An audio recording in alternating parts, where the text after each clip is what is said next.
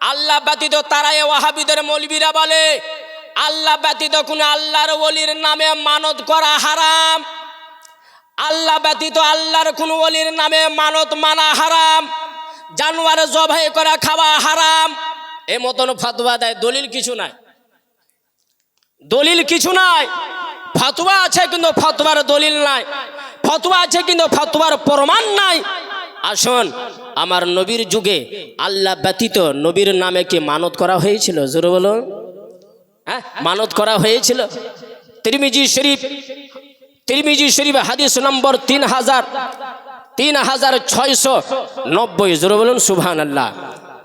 সেই তিরমিজি শরীফের মধ্যে হাদিস, ইমামে তিরমিজি হাদিস উল্লেখ করছেন, খারাজা রাসূলুল্লাহ সাল্লাল্লাহু আলাইহি সাল্লাম ফি বাজ মাগাজি ফালাম্মান সারাফা জারিয়াতুন সাওদা।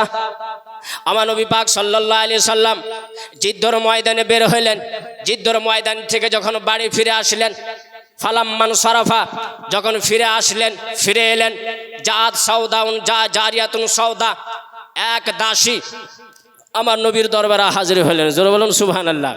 নবীর দরবারে হাজির হওয়ার পরে ওই জিজ্ঞাসা করছে, ফাকালাত, ওই মহিলা জিজ্ঞাসা করছে, ইয়া রাসূলুল্লাহ সাল্লাল্লাহু আলাইহি সাল্লাম, ইন্নী কুনতু নাযারতু ইন রাদ্দাকাল্লাহু সালিমা আন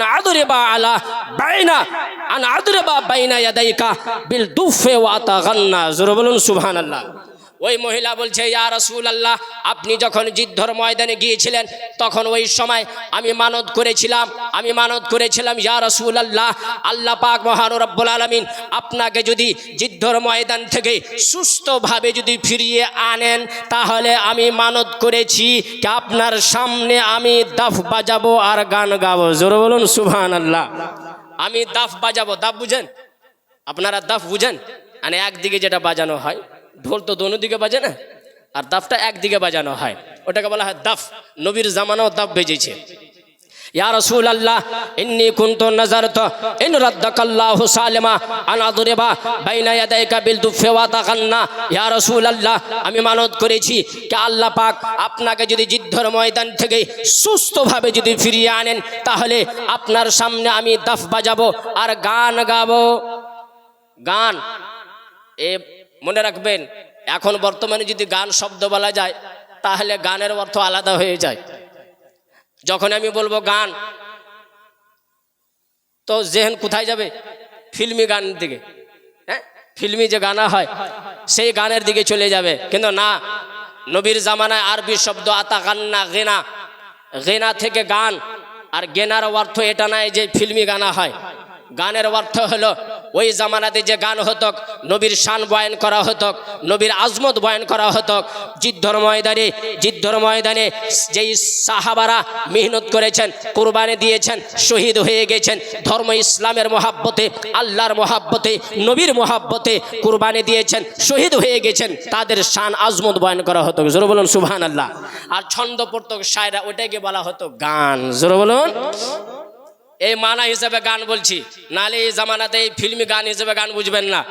ওই দাসী নবীকে বলছে, ইয়া রাসূলুল্লাহ, আমি দাব বাজাবো। ফাকাল লাহান নবী সাল্লাল্লাহু আলাইহি সাল্লাম, আমার নবী পাক ওই দাসকে জিজ্ঞাসা করলেন, ইন কুনতে নাযারতি ফাআদরিবি ওয়া ইল্লা ফালা। জোরে বলুন সুবহানাল্লাহ।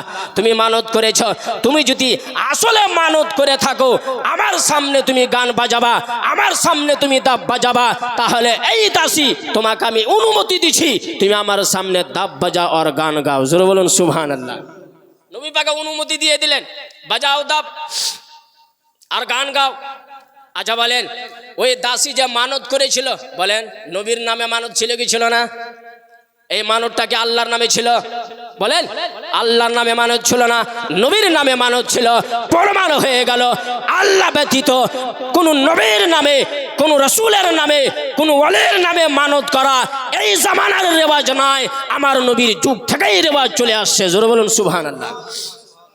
আচ্ছা, তারপরে যখন নবী অনুমতি দিয়ে দিলেন, ফাজাআলাত তাজরিব, ওই দাসেরা, নবী বসে গেলেন আর নবীর সামনে দাব বাজাতে শুরু করলেন। জোরে বলুন, দাব বাজাতে শুরু করলেন। ফাদাখালা আবু বকর, নবী পাক বসে আছেন, আবু বকর এলেন। নবী পাক বলছেন আবু বকর আমার পাশে বসে যাও। হযরতে সাইয়েদনা আবু বকর রাদিয়াল্লাহু তাআলা নবীর পাশে বসে গেলেন। আর ওই দাসেরা ওয়াইয়া তাজরিব দাব বাজাইতে থাকলো, জোরে বলুন, দাব বাজাইতে থাকলো, বাজাইতে থাকলো। সুম্মা দাখালা আলীজন, তারপরে আলী প্রবেশ করছেন, আলী দাখিল হয়েছেন।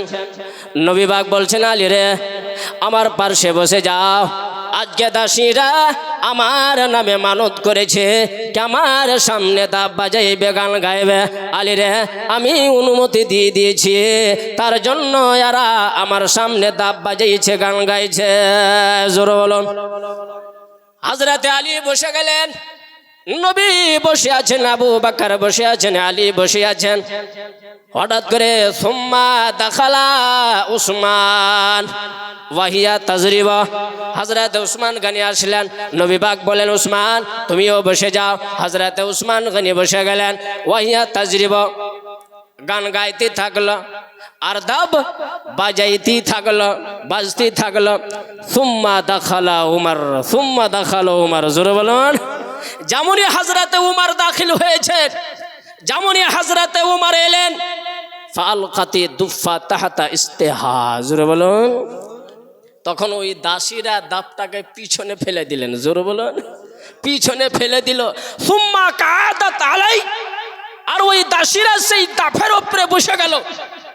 যেমনই হযরতে উমর এসে দাবকে পিছনে ফেলে সেই দাফের উপরে বসে গেল দাসীরা, হযরত উমরের ভয়ে।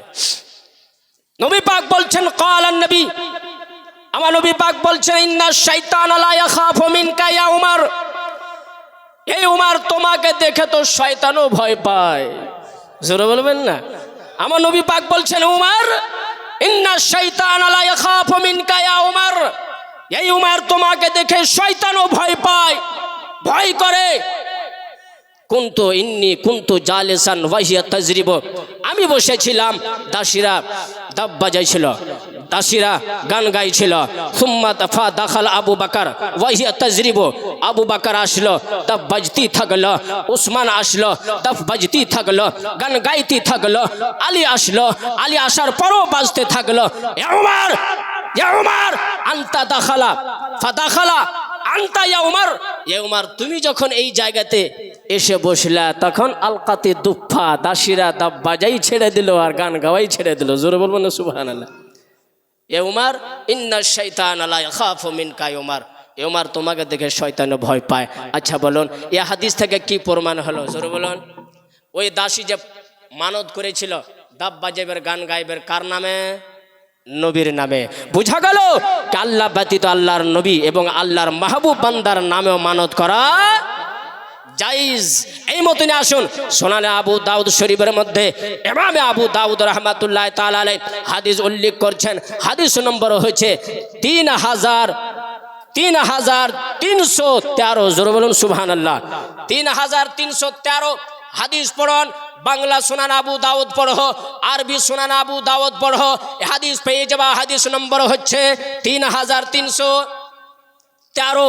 সে হাদিসের মধ্যে সুনান আবু দাউদ লিখছেন সাবিত ইবনে জিহাদ রাদিয়াল্লাহু তাআলা আনহু থেকে বর্ণিত, তিনি বলছেন নাজারা রাজুলুন আলা আহাদ রাসূলিল্লাহ সাল্লাল্লাহু আলাইহি সাল্লামা ফাতান নবিয়্যা সাল্লাল্লাহু আলাইহি সাল্লামা ফাকালা ইয়া রাসূলুল্লাহ সাল্লাল্লাহু আলাইহি সাল্লামা ইন্নী কুনতু নাযারতু আলা রাসিকা বিদুফে। জোরে বলুন সুবহানাল্লাহ। ওই বান্দা বলছে ইন্নী কুনতু নাযারতু আইয়ানাহারা ইবলাম বেবুয়ানা। জোরে বলুন সুবহানাল্লাহ। ওই বান্দা আমার নবীর যুগে এক ব্যক্তি মানত করেছিল, এক ব্যক্তি মানত মেনেছিল। কি মানত ছিল? আইয়ানাহারা ইবলাম বেবুয়ানা। বুয়ানা একটি জায়গার নাম, বুয়ানা একটি জায়গার নাম। ওই বান্দা বলছে কে অমুক জায়গাতে বুয়ানা জায়গাতে উট জবাই করবে। জোরে বলুন। বুয়ানা জায়গাতে উট জবাই করবে, আর উট জবাই করে সেই উটের মাংস ওই জায়গার ফকির গরিব এতিমের মধ্যে মাংস বিতরণ করবে, সাদকা করবে, দান করবে। মানত করছে হুজুর মানত করেছি অমুক জায়গা বুয়ানা জায়গাতে আমি উট জবাই করব। মানত করলো। আলান নবী সাল্লাল্লাহু আলাইহি সাল্লামা, তখন ওই বান্দা ফাতান নবী সাল্লাল্লাহু আলাইহি সাল্লাম নবীর দরবারে হাজির হয়ে বলছে, ইয়া রাসূলুল্লাহ ইন্নী কুনতু নাযারতু আন আযবাহা আন আনহারা ইবিলাম বেবুয়ানা, আমি বুয়ানা জায়গাতে উট জবাই করার মানত করেছি, সেই মানতটাকে আমি পূর্ণ করব। ফাকালান নবী সাল্লাল্লাহু আলাইহি সাল্লাম, আমার নবী পাক বলছেন, এই সাহাবী বলো, যেই জায়গাতে তুমি উট জবাই করার মানত করেছো, যেই জায়গাতে মানত পূর্ণ করার জন্য জায়গাকে নির্ধারিত করেছো, নির্দিষ্ট করেছো, বলো হাল কানা ফিহা ওয়াসানুম মিন আওসানিল জাহিলিয়াতি ইউবাদু। জোরে বলুন। নবী পাক বলছেন, সাহাবী বলো, ওই জায়গাতে জাহিলি যুগে, জাহিলিয়াতে জামানায়, জাহিলিয়াতে জাহিলি যুগে জাহিলেরা ওই জায়গাতে গিয়ে ঈদ পালন করত, ওই জায়গাতে বুতের মূর্তির পূজা করত। কালু, সাহাবারা বলছেন, লা না ইয়া রাসূলুল্লাহ, ওই জায়গাতে জাহিলি যুগে জাহিলেরা ঈদ মানে তক না, মূর্তির পূজা করত না। কালান নবী, নবী পাক বলছেন, আমার সাহাবী, হাল কানা ফিহা ঈদু মিন আয়াদিহিম, ওই জায়গাতে মুশরিকিনের মক্কার মুশরিকিনেরা, মক্কার কাফিরেরা ওই জায়গাতে গিয়ে হাজির হয়ে ঈদ পালন করত কি? সাহাবারা বলছেন, কালু লা ইয়া রাসূলুল্লাহ, ওই জায়গাতে কোনো মূর্তির নামে পূজা হতো না, ওই জায়গাতে মুশরিকিন, মক্কার মুশরিকিনেরা, মক্কার কাফিরেরা কোন রকম ঈদ পালন করত না। কালান নবী, আমার নবী পাক বললেন, আও ফি বেনাজরিকা, এই মতন যদি আসলে মাসলা থাকে, ওই জায়গাতে জাহেলি যুগে যদি ঈদ পালন করা না হতো, ওই জায়গাতে বুয়ানা জায়গাতে যদি মূর্তির পূজা করা না হতো, তাহলে আও ফি বেনাজরিকা, তোমরা নিজের মানত পূর্ণ করে নাও। জোরে বলুন। তোমরা নিজের মানত কি করো? পূর্ণ করো, তোমরা মানত পূর্ণ করো। আচ্ছা বলুন, এই জায়গাতে যে মানত মানা হয়েছে, নবীর জামানায় মানত কে মানছে? সাহাবী রাসূল, সাহাবারা কার সামনে? নবীর সামনে। নবীকে গিয়ে মাসলা জিজ্ঞাসা করছে, ইয়া রাসূলুল্লাহ, বুয়ানা জায়গাতে উট জবাই করার মানত করেছি, নবী পাক বলছেন, ওই জায়গাতে যদি মূর্তির জন্য ইবাদত করা না হয়, তাহলে মানত পূর্ণ করো। ওই জায়গাতে যদি মক্কার মুশরিকিনেরা, মক্কার কাফিরেরা কোনো রকম যদি ইবাদত না করে থাকে, তাহলে তুমি ওই জায়গাতে মানত পূর্ণ করো। আচ্ছা বলুন, যেমন সাহাবী মানত করেছিল বুয়ানা জায়গাতে উট জবাই করব, ওই মতনই মানত তো আমরাও মানি।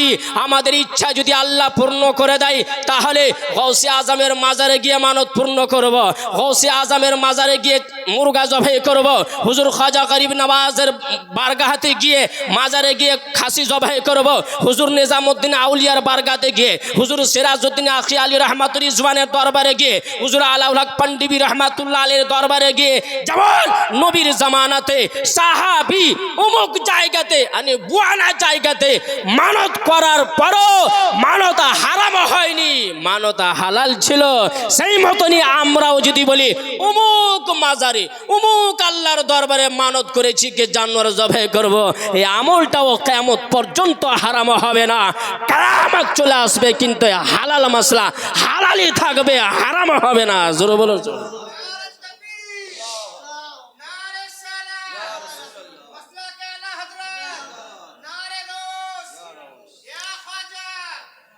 বুঝতে পারা গেল? মাসলা বুঝার চেষ্টা করবেন।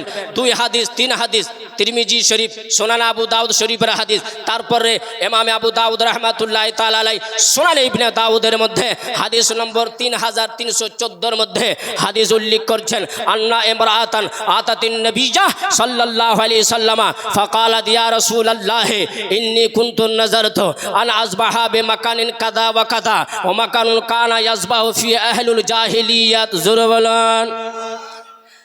এক মহিলা, সুনান আবু দাউদ হাদিস নম্বর 3314, এক মহিলা নবীর দরবারে হাজির হলো, জিজ্ঞাসা করছে, ইয়া রাসূলুল্লাহ সাল্লাল্লাহু আলাইহি ওয়াসাল্লামা, আমি মানত করেছি অমুক অমুক স্থানে, অমুক অমুক জায়গাতে আমি পশু জবাই করব, আমি কি মানত পূর্ণ করতে পারি? মানত কি পূর্ণ করতে পারি? ইয়া রাসূলুল্লাহ, মাকানুন কানা ইয়াযবাহু ফিহি আহলুল জাহিলিয়া, যেই জায়গাতে আমি মানত পূর্ণ করার মানত করেছি, গরু জবাই করার মানত করেছি, উট জবাই করার মানত করেছি, পশু জবাই করার মানত করেছি, ইয়া রাসূলুল্লাহ, ওই জায়গাতে জাহিলি জামানায়, জাহিলি যুগে মক্কার মুশরিকিনেরা কাফিরেরা ওই জায়গাতে কুরবানি দিত, ওই জায়গাতে কুরবানির গরু জবাই করত, কুরবানির পশু জবাই করত। আর ওই জায়গাতে আমি মানত মেনেছি, আমিও মানত মেনেছি আমি ওই জায়গাতে গিয়ে পশু জবাই করব। ইয়া রাসূলুল্লাহ, এই মানতকে পূর্ণ করা যাবে? নবী পাক বলছেন কাল, নবী পাক বললেন লে সানামিন আউলে ওয়াসানিন। নবী পাক বলছেন এই সাহাবিয়া বলো তুমি কি মানতটা মেনেছো মূর্তির জন্য? জোরে বলবেন না। নবী পাক বলছেন তুমি কি মূর্তির জন্য মানত করেছো? সাহাবী কালাত লা, সাহাবিয়া বলছেন না ইয়া রাসূলুল্লাহ, আমি মূর্তির জন্য মানত করিনি। নবী পাক বলছেন লে সানামিন, কোন মূর্তির জন্য? মূর্তির জন্য কেন না? নবী পাক বললেন আউফি বিন নাজারিকে, তুমি যদি মূর্তির জন্য মানত না করে থাকো তাহলে তুমি মানতকে পূর্ণ করে নাও। জোরে বলুন সুবহানাল্লাহ। মানত পূর্ণ করো। বুঝা গেল আল্লাহ ব্যতীত মানত মানা জায়েজ। আল্লাহর ওলির নামে মানত, নবীর নামে মানত, রসুলের নামে মানত, গৌসে আজমের নামে মানত, খাজা গরিব নওয়াজের নামে মানত, হুজুর নিজামুদ্দিন আউলিয়ার নামে মানত, হুজুর বখতিয়ারউদ্দিন কাকের নামে মানত। এক কথায় যেমন আল্লাহর নামে মানত করা জায়েজ, সেই মতনই নবীর নামে, রসুলের নামে, আল্লাহর ওলির নামেও মানত করা জায়েজ।